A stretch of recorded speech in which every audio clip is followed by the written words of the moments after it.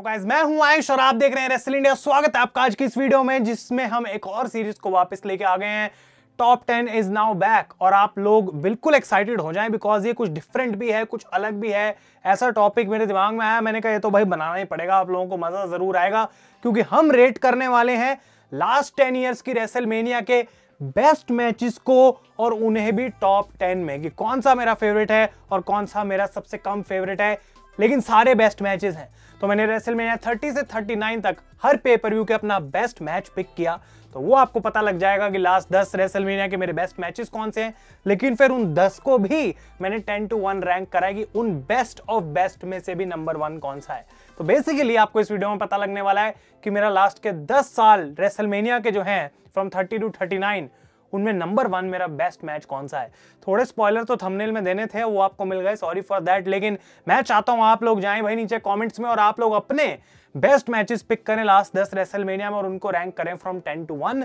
वो मैं देखना चाहूंगा डेफिनेटली। तो वीडियो को स्टार्ट करते हैं, टाइम नहीं वेस्ट करेंगे। लाइक बटन जरूर दबा दो, चैनल पे नहीं हो तो सब्सक्राइब कर दो। कल बोल दिया था भाई कि रेसलमेनिया कंटेंट इतना आएगा कि आप लोगों को कवर अप करना पड़ेगा, फटाफट आना पड़ेगा चैनल पे।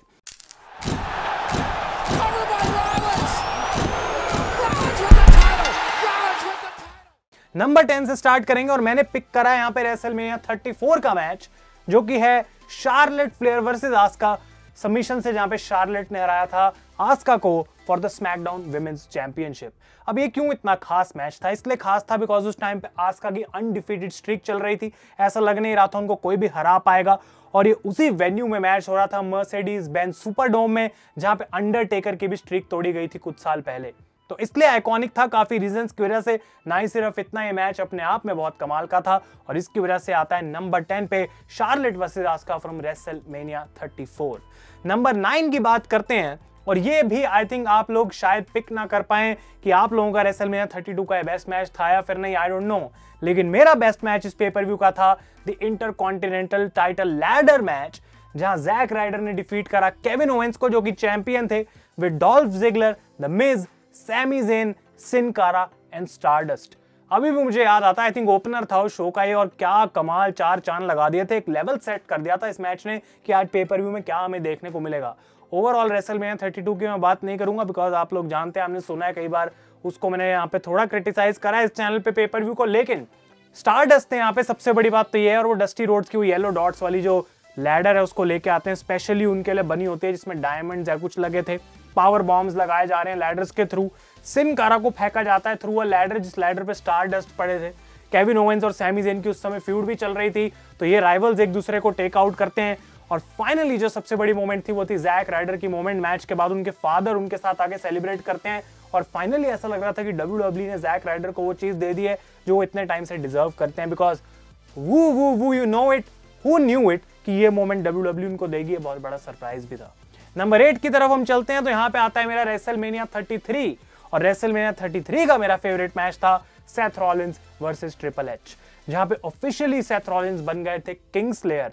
मैच में जाते समय उनकी नी इंजर्ड थी, वो 100% किसी भी एंगल से नहीं थे, और ट्रिपल एच यहाँ पे काफी मुश्किल नाक में दम करके रखा हुआ था सेथ रॉलिंस के। लेकिन वो जो मोमेंट एंड में देखने को मिली कि स्टेफनी मैकमैन भी थ्रू द टेबल गई और finally Seth Rollins triple H को हराते हैं उन्हीं के मुंह पेडिग्री से, वो अनबिलीवेबल था जिस तरीके से वो किंग्स लेयर बनते हैं। बहुत ज्यादा अच्छा मैच था ये और डेफिनेटली रेसलमेनिया 33 का फेवरेट मेरा। नंबर 7 की बात करें तो आती है रेसलमेनिया 35 और रेसलमेनिया 35 का मेरा favourite match was without a big doubt, any doubt in fact, coffee Kingston versus Daniel Bryan for the WWE championship. अभी भी मुझे याद है, one of the most unique runs था डैनियल ब्रायन का जो वो कर रहे थे भाई। वो अलग सी दिखने वाली, एनवायरमेंटल फ्रेंडली, पता नहीं क्या था वो WWE चैंपियनशिप, और बहुत अच्छे हील वो थे, उनको हेट मिल रही थी पूरी। लेकिन दूसरी तरफ ये थी कोफी मेनिया की बात, कोफी मेनिया भाई, क्योंकि उस समय 11 साल का वेट, 11 साल का इंतजार। क्या कोफी किंगस्टन वो चीज कर सकता है? क्या कोफी किंगस्टन भी WWE चैंपियन बन सकता है? और इतना ही नहीं, कोफी किंगस्टन के करियर का आई थिंक ये बेस्ट मैच था बिकॉज डैनियल ब्रायन के साथ हम जानते हैं कि कोई भी बंदा अच्छा मैच जरूर दे सकता है because Bryan is just that good. लेकिन इतना अच्छा मैच देंगे ये नहीं पता था भाई। हर चीज का काउंटर था यहाँ पे कोफी के पास, हर टेक्निकल सबमिशन जो डैनियल ब्रायन लेके आ सकते थे उन्होंने यहाँ पे लेके आए। लेकिन at the end coffee defeated, coffee mania यहाँ पे बन गई, उनकी मोमेंट बनी and he captured that WWE championship. बहुत ही मस्त मैच था ये। It is on number 7। Number 6 पे हम आते हैं, one of the recent matches है फ्रॉम रेसलमेनिया 38, और रेसलमेनिया 38 का मेरा फेवरेट मैच था Cody Rhodes versus Seth Rollins. आपको एक बार फिर से मैं याद दिला दूं कि ये कोई रैंडम मैचेस मैं नहीं रैंक कर रहा हूं, ये मेरे बेस्ट मैचेस हैं इन सारी रेसलमेनियाज के, और उसके बाद हम इनको रैंक कर रहे हैं फ्रॉम 10 टू नंबर 1। और नंबर 6 पे कोडी रोड्स जब वापस आए फाइनली डब्ल्यूडब्ल्यूई में, किस तरीके से रिसेंटली हमने उनकी स्टोरी पूरी डिस्कस करी बिकमिंग कोडी रोड्स डॉक्यूमेंट्री में रेसल इंडिया में, वो आपने नहीं देखी जरूर जाके चेकआउट करें। लेकिन फर्स्ट टाइम कोई आइडिया नहीं था कि क्या कोडी कर सकते हैं, लेकिन आते ही उन्होंने एक बैंगर क्लासिक दिया with one of Dusty's kid Seth Rollins, और क्या मस्त मैच था भाई ये, जिस तरीके से सेथ ने हैंडल किया अपने आप को रिंग में, 3 बार क्रॉस रोड्स लगी, कोडी रोड्स जीते, वो आइकॉनिक मोमेंट बहुत ही अनबिलीवेबल थी। अब हम टॉप 5 की तरफ बढ़ रहे हैं तो प्रेशर आ रहा था मेरे पे कि कौन से मैच को कहां लगाना है, लेकिन WrestleMania 31 I think one of the greatest moment in the history of wrestling.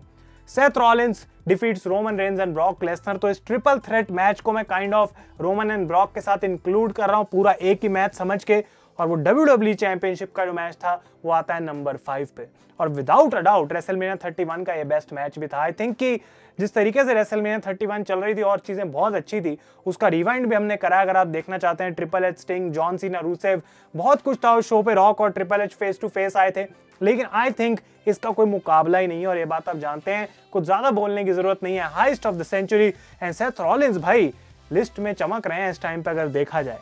Number 4 की हम बात करते हैं तो इसे कौन भूल सकता है, बिकॉज ये भी one of the recent matches है। और WrestleMania 37 without a doubt I don't think वहां का बेस्ट मैच पिक करने में भी 2 सेकंड से ज्यादा लगने चाहिए। The main event, tribal chief Roman Reigns versus Edge and Daniel Bryan. I will smash them, I will stack them and I will pin them. किसने सोचा था कि जब ये बात बोली जा रही है तो इतनी झूठ लगेगी कि रोमन तो हारेगा ये भाई टाइटल, लेकिन जब रेसलमेनिया 37 खत्म हुई and Roman smash them, Roman stack them and Roman pin them, उसके बाद समझ आया कि ट्राइबल चीफ की है कहानी जो है अभी शुरू ही हुई है, अभी बहुत लंबी देर तक चलने वाली है, इनफैक्ट आज तक चल रही है। क्या कमाल का वो मैच था, अगर मुझे याद है भाई, यह सब कुछ कोशिश कर ली डैनियल ब्रायन एज ने रोमन रेंज को हराने की, लेकिन ये बंदा हारने वाला नहीं था। डैनियल ब्रायन और एज ने एक दूसरे का जीना आराम करा इस मैच में, लेकिन Roman Reigns knew how to win this match. Stack, smash, pin, खत्म, रोमन रिटेन्स द टाइटल। ये आता है गाइस नंबर 4 पे। इसके बाद बात करते हैं नंबर 3 की, और अब ये टॉप 3 है भाई, तो आप काइंड ऑफ आपको पता है कौन सी रेसलमेनियाज बची है, लेकिन इंटरेस्टिंग है कि क्या होगा यहाँ पे। और रेसलमेनिया 36 ऐसी रेसलमेनिया जहां पे 0 क्राउड था, लेकिन WWE इतना शाइन कर जाएगी वो कौन जानता था। Undertaker versus AJ Styles without a doubt WrestleMania 36 का मेरे लिए बेस्ट मैच था, the bone yard match. History में ये चीज कभी रिपीट नहीं होगी। 1 आउट ऑफ 1 जिसे कहते हैं 1 out of 1 unique piece item in the WWE history, this match boneyard match. जिस तरीके से इसको फिल्म करा गया था, जो स्टोरी दिखाई थी अंडरटेकर और एजे स्टाइल्स के बीच में, और जिस तरीके से हमें सारे विजुअल्स देखने को मिले, डार्कनेस के अंदर भी WWE ने इस मैच को जैसे डिलीवर किया, हमें ओसी का यूज देखने को मिला, अंडरटेकर की एंट्रेंस, वो बाइक पे आ रहे हैं, और ये सारा जो मतलब एपिक हम कहते हैं ना सिनेमा, उस समय WWE ने डिलीवर किया था जब सबसे वीक टाइम उनका चल रहा था, सबसे ज्यादा शाइन वो आके हुए। This is an unforgettable match, Undertaker and AJ in a boneyard match. Top 2 की बात करते हैं, जिससे फर्स्ट आपको ऑटोमेटिकली पता लग जाएगा, मैच नहीं लेकिन पेपर व्यू जरूर पता लग जाएगा। रेसलमेनिया 39, और इसको हमने असली अखाड़ा के अवार्ड्स में match of the year rate किया था, मैंने और रोहित दोनों ने। Sammy Zayn and Kevin Owens versus the Usos, और दोनों नाइट का कंबाइन मैं यहाँ पे बेस्ट मैच चुन रहा हूँ। सेम फॉर रेसलमेनिया 36, 38 कंबाइंड मैं आपको बता रहा हूं कि क्या यहाँ पे सीन था, लेकिन व्हाट एन अनबिलीवेबल मैच। अभी भी अगर मैं शुरू से लेकर एंड तक के पूरा मैच देखूंगा, ऐसा होगा नहीं कि मुझे गूज़बम्प्स ना आए। क्या कमाल की स्टोरी।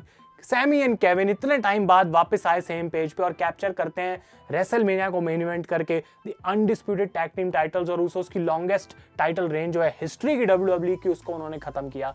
भाई अभी भी it is going to be one of the greatest matches in the history of this company। अगर हम रेसलमेनिया की बात भी नहीं कर रहे, सिर्फ टैग टीम मैचेस की बात कर रहे हैं, अनबिलीवेबल मोमेंट्स थी।